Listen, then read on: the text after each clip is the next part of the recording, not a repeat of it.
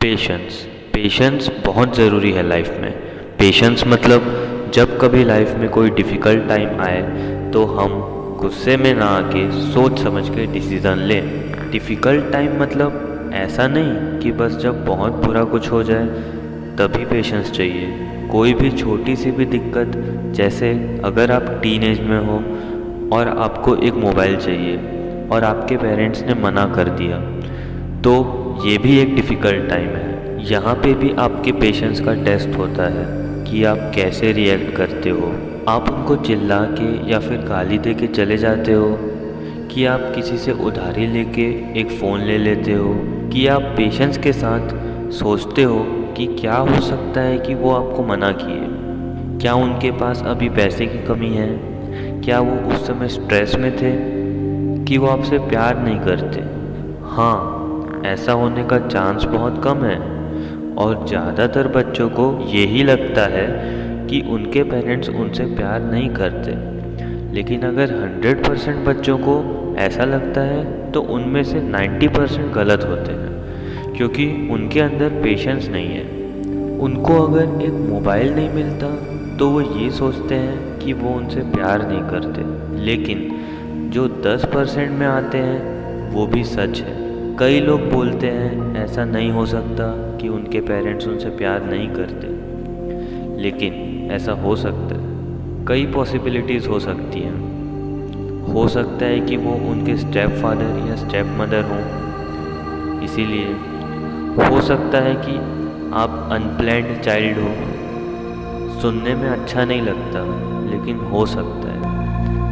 तो ऐसा नहीं है कि आप कंफर्म हो गए तो आप उनको छोड़ के चले जाओ या उनको गाली दो या सुसाइड का सोचो या उनको मारने का सोचो।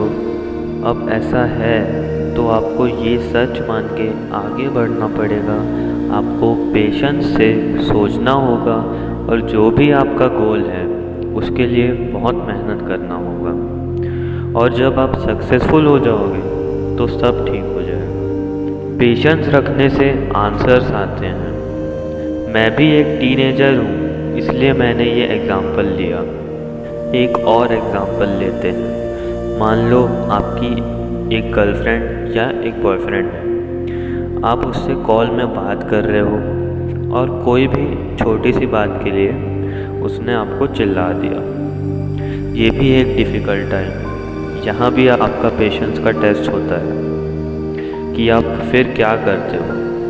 आप एकदम गुस्से में आके उसको वापस चिल्ला देते हो, कि आप सोचते हो कि उसने क्यों चिल्लाया मेरे ऊपर? क्या मेरे से कुछ गलती हुई?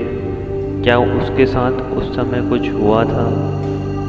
क्या उसके घर में कुछ फैमिली प्रॉब्लम्स चल रहे हैं? फिर आपको जो अपने आप से आंसर मिलता है उसके बारे में सोचो।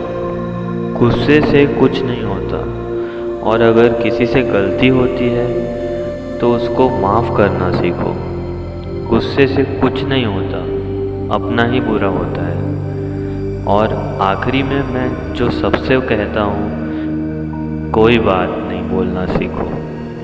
कुछ गलत होता है, किसी से गलती होती है तो बोलो कोई बात नहीं। सबको सिखाओ कोई बात नहीं। कोई बोले थैंक यू, बोलो कोई बात नहीं। कोई बोले आपके साथ बुरा हुआ, बोलो कोई बात नहीं। कोई बोले सॉरी मेरे से गलती हो गई, बोलो कोई बात नहीं।